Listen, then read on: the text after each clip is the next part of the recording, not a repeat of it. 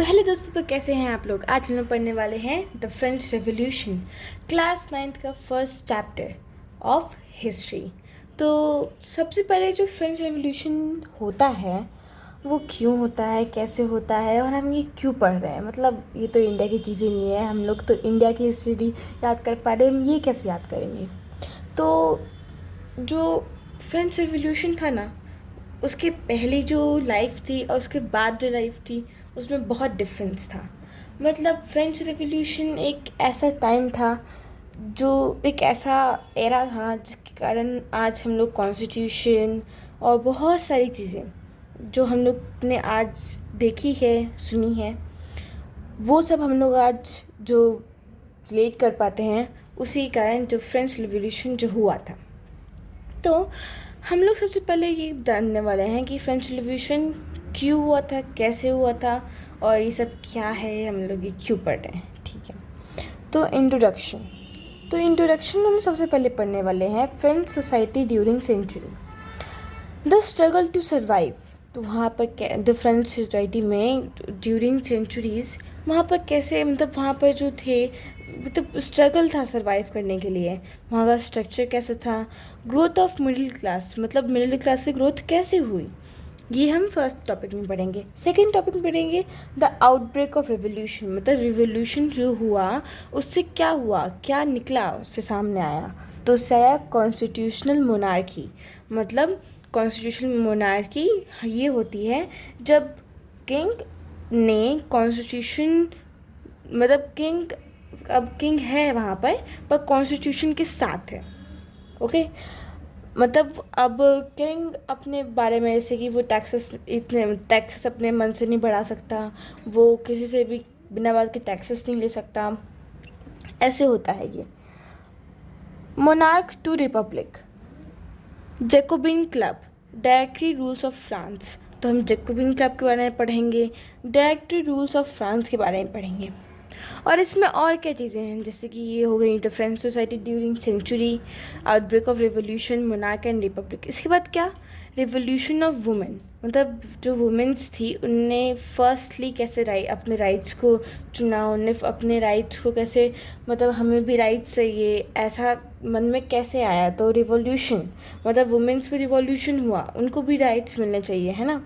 Abolition of slavery, अब जो slavery थे, जो मतलब इंसानों को, मतलब इंसानों की ट्रैफिकिंग करना, मतलब मेन था कि बिना, मतलब अगर आप वो मतलब वो थर्ड स्टेट की हैं, मतलब थर्ड आपको बताऊंगी मैं ये क्या है थर्ड स्टेट। तो थर्ड स्टेट के हैं तो उन्हें कहीं भी, मतलब उनके जो स्लेव्स होते थे, वो स्लेव्स क्या करते थे, उनका काम करते थे, है ना। तो उन काम के लिए उन्हें जो काम में रखा था, उनके ज़बरदस्ती पे उसको ख़त्म किया, एबॉलिशन ऑफ स्लेवरी। ठीक है, रिवॉल्यूशन इन एवरीडे लाइफ, तो हम लोग की जो रिवॉल्यूशन जो हुआ, क्या क्या हम लोग के, मतलब हम लोग के बीच में क्या डिफरेंस लाया, जो पहले का एरा था और अभी का एरा है उसमें क्या डिफरेंस लाया, है ना। उसके बाद हम पढ़ेंगे French society in late 19th century, French society in late 19th century. तो यहाँ पर लेट 19th सेंचुरी में क्या बताया जाएगा कि, मतलब लेट 19th सेंचुरी का ये मतलब होता है कि लेट 19th सेंचुरी मतलब 19th, मतलब 18th जो है वो शुरू होने वाला है, मतलब उसमें मतलब टाइम बचा है पर बहुत कम, इसे लेट 19th सेंचुरी कहते हैं। तो उस फ्रेंच सोसाइटी में ऐसा क्या बदलाव आ रहे थे, क्या हो रहा था वहाँ पर, हम ये पढ़ेंगे। और लास्ट में हम कुछ क्वेश्चंस आंसर्स करेंगे, जो बहुत 4 क्वेश्चंस रहेंगे या फिर 5 ऐसे क्वेश्चंस हम हर चैप्टर्स में से करेंगे, हर वीडियो में, हर पार्ट में। ओके, तो सोसाइटी ऑफ इंस्टीट्यूशन बिफोर 1789, तो जो सोसाइटी और इंस्टीट्यूशन थे बिफोर 1789 में वो कैसे थे। सो इन 1774 Louis XVI of Bourbon family ascended the throne of France. तो इन 1774 जो लुइस 16 था वो बर्बन फैमिली का था, ठीक है, और उन्हें असेंड किया द थ्रोन ऑफ फ्रांस, मतलब जो फ्रांस का जो किंग था वो अब 1774 में लुइस 16 बन चुका था। और तभी जब उन्हें पता चला कि उनकी ट्रेजरी थी वो खाली हो चुकी थी, फाउंड एन एम्प्टी ट्रेजरी। तो मतलब क्या, मतलब ऐसा क्यों हुआ, मतलब उनके पास पैसे की कमी क्यों हो गई थी, उनके पास पैसे क्यों नहीं थे? तो इसके आंसर्स जो हैं हम ढूंढने वाले हैं। What were the reasons behind the empty treasury of France? मतलब इसमें कौन से रीजन्स थे behind it कि empty treasury वहाँ फ्रांस की खाली थी। The empty treasury of France under Louis XVI stemmed from the combination of factors including costly wars, lavish spending of monarchy, and support of American Revolution. तो जो Louis 16 थे उनने बहुत द कॉम्बिनेशन, क्योंकि ऐसा इसलिए हुआ था क्योंकि वहाँ पर कॉस्टली वॉर्स हुए थे, मतलब वहाँ पर वॉर हुई थी और उसके कारण बहुत ज़्यादा महंगे इक्विपमेंट्स लगे थे उसमें, इसलिए ये सब हुआ। और भी कोई और भी थिंग्स थे। Lavish spending by monarchy. अब देखो राजा लोग तो ऐसे होते हैं कि भाई मतलब ये भी चाहिए, हमें ये भी चाहिए, हम उठेंगे नहीं, हमें तो हर चीज़ अपने बेड पे चाहिए, मतलब वो थोड़े से लैविश टाइप के होते हैं, मतलब उनने इतना ज़्यादा स्पेंड कर दिया था जो पैसे थे वो कि उसके कारण भी खाली हुआ था। Okay. And the support of American revolution. और जब उन्होंने जब अमेरिकन रिवॉल्यूशन चल रहा था ब्रिटिश के साथ, तो क्या हुआ, जो अमेरिका थे उसको उसने सपोर्ट किया, मतलब अमेरिकन रिवॉल्यूशन में फ्रांस ने सपोर्ट किया उसको, इसके कारण भी बहुत सारा पैसा खर्च हो गया उन लोग का। Long years of war with British and France. बहुत मतलब जो लॉन्ग वॉर्स चलती है ना, बिल्कुल 15 साल 10 साल तक वैसी वाली वॉर्स चली थी। और ये 5 साल हो सकती हैं, 10 साल हो सकती हैं, 15 साल भी हो सकती है ना। तो ये जो लॉन्ग वॉर्स चलती हैं इसके कारण ब्रिटेन का जितना भी पैसा था वो धीरे धीरे कम होते जा रहा था, क्योंकि ब्रिटेन और फ्रांस में बहुत लंबी लंबी लड़ाइयाँ हुई। France help America to gain independence. अब जो फ्रांस था उसने अमेरिका को हेल्प किया गेनिंग इंडिपेंडेंस, ठीक है। 13 American colonies got independence, added national डेप्ट। जब उनने 13 कॉलोनीज जो अमेरिका की थी उसे इंडिपेंडेंस दिलाया, तो उसमें नेशनल डेप्ट मतलब बहुत सारा कर्जा हो गया, क्योंकि उन्होंने अमेरिका को ना मतलब हेल्प करने के चक्कर में उनको और पैसा चाहिए था, उनके पास पैसे नहीं बच रहे थे, तो उनने सबसे डेप्ट लेते गए और फिर नेशनल डेप्ट हो गया, मतलब बहुत सारा पैसा उनको चुकाना था, मतलब उनके पास बहुत सारे डेप्ट थे, ठीक है। Lenders began demanding high interest rates on loans to the French monarchy. जो लेंडर्स थे बिगेन डिमांडिंग हाई इंटरेस्ट। जो लेंडर्स थे जो उन्हें लेंड करते थे, और उन्हें ये सब चीज़ें देख के उन्होंने ना हाई इंटरेस्ट कर दिया, मतलब इंटरेस्ट को बढ़ा दिया, है ना। Rates of loan and French monarchy making it difficult to manage the depth. French monarchy making it difficult to manage the depth. अब इसके कारण क्या हुआ, रेट ऑफ लोन्स जो थे वो बढ़े, तो फ्रेंच मोनार्की को डिफ़िकल्टी आने लगी कि वो मैनेज करने में, डेप्थ को मैनेज करने में उन्हें डिफ़िकल्टी आने लगी। कॉस्टली वॉर्स, इसमें मतलब इसका जो पूरे जो 4 पॉइंट्स हैं इसका समराइजेशन यहाँ पर है। तो कॉस्टली वॉर्स, ठीक है, लॉन्ग वॉर्स, जो लॉन्ग ईयर्स ऑफ वॉर्स हुए उसके कारण help America gaining independence, America को हेल्प किया उन्होंने गेन इंडिपेंडेंस में। और जो लेंडर्स थे डिमांडिंग हाई इंटरेस्ट, तो हाई इंटरेस्ट उनको डिमांड करने के कारण जो फ्रांस थे, जो लेंडर्स थे, जो ने अब जो उनके थे उनने पहले जो लो इंटरेस्ट रखे थे अब वो हाई इंटरेस्ट रख दिए हैं, तो अब वो हाई इंटरेस्ट मांगने लगे। तो जो फ्रांस था उन्हें इस चीज़ में बहुत प्रॉब्लम होने लगी थी, उनको डिफ़िकल्टी हो रही थी मैनेज करने में ये सारी चीज़ें। तो हमने एक क्वेश्चन ख़त्म कर लिया, ठीक है। अब हम लोग पढ़ने वाले हैं जो मैंने आपको सबसे पहले बताया था, जो थर्ड स्टेट के बारे में। अब आप सोचो कि थर्ड स्टेट क्या है, उसमें सोच रहे हो क्यों है, कैसे है, समझाती हूँ, ठीक है। तो जो फर्स्ट स्टेट होते हैं जिसमें क्लर्की आते हैं, क्लर्की मतलब जो नोबेल्स होते हैं, राजा होते हैं, है ना, वो होते हैं क्लर्की, जो फर्स्ट स्टेट में थे, मतलब सबसे अमीर, सबसे ज़्यादा, मतलब ऐसा बोलते थे वो लोग कि सबसे ज़्यादा, मतलब वो भगवान से चुने हुए हैं, वो डिवाइन हैं, ठीक है, ऐसा वो लोग बोलते थे उस टाइम। तो ये जब ऐसे जो चलते थे, ठीक है। देन सेकेंड स्टेट, सेकेंड्स में नोबिलिटी, मतलब जो बड़े बड़े लोग हो गए, है ना, जो लॉयर्स हो गए, मतलब बड़े बड़े लॉयर्स, है ना, जो नोबिलिटी मतलब जो नोबेल में आते थे, ठीक है, जो क्लर्की नहीं, मतलब राजा के बराबर नहीं, पर राजा से थोड़े से कम, ठीक है। और जो थर्ड स्टेट, मतलब कौन, peasants, artisans, small peasants, landless labours और सर्वेंट्स, वो आते थे थर्ड स्टेट में।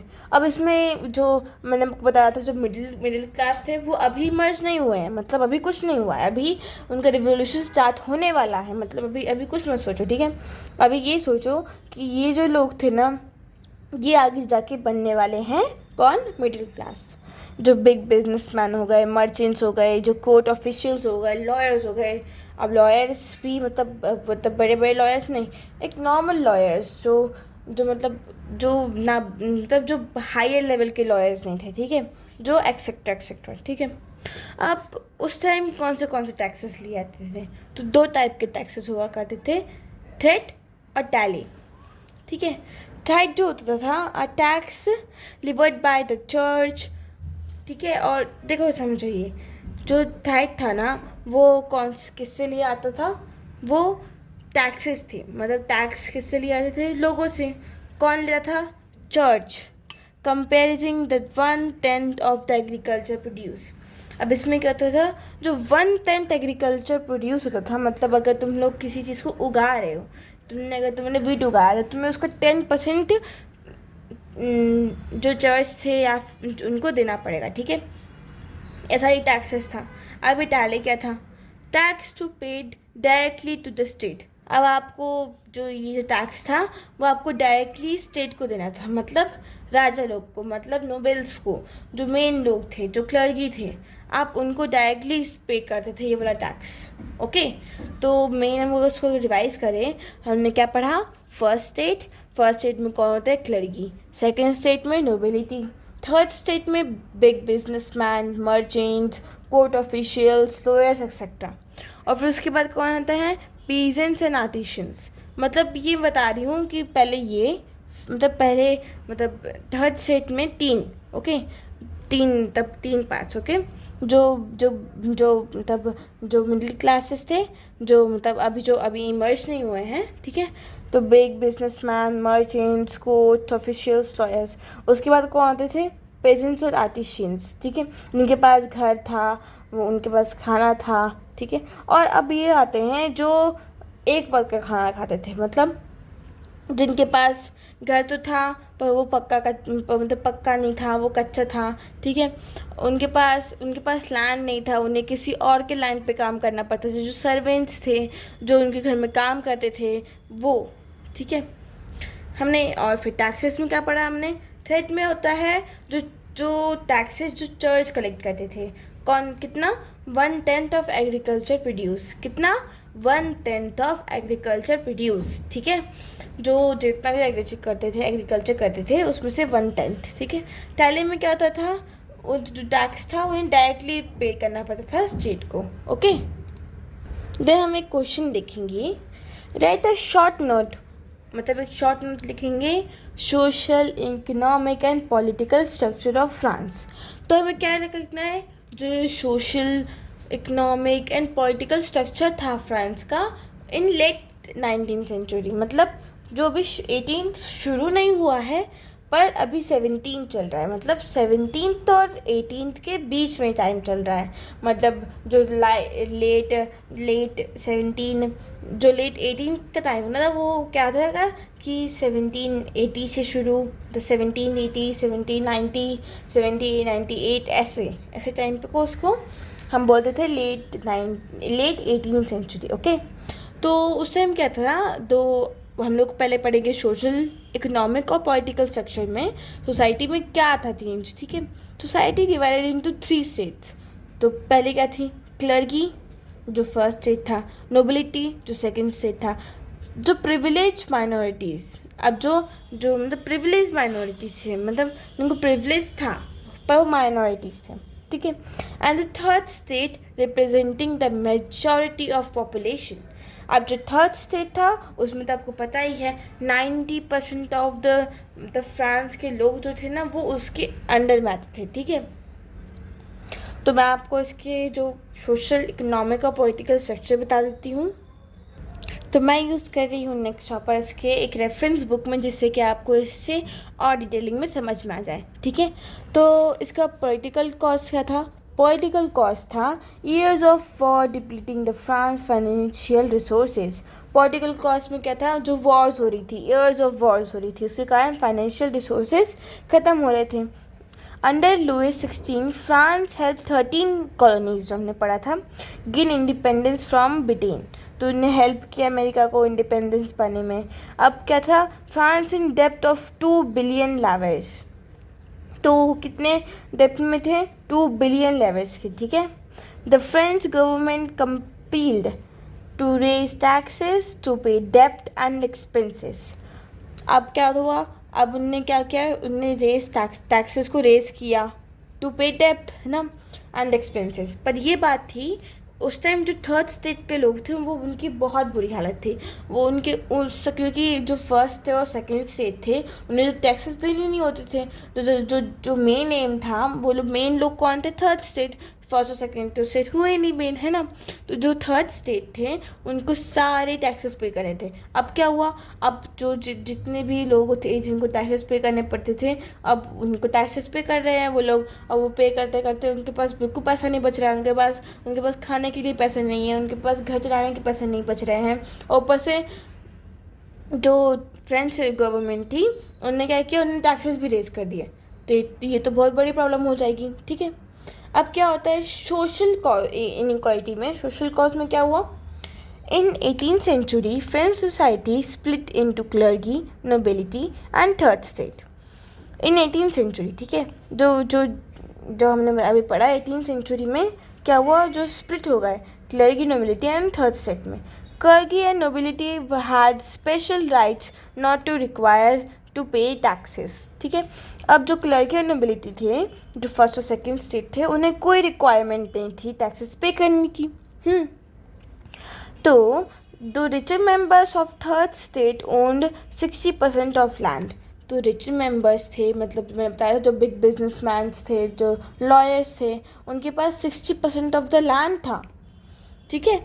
और द थर्ड स्टेट हैड कंपील्ड पे taxes including the direct tax and called tally, मतलब इन टू द गवर्नमेंट। अब जो थर्ड स्टेट थे उन्हें क्या करना पड़ता था? पे टैक्सेस करना पड़ता था, टैक्सेस पे करने पड़ते थे उन्हें, है ना।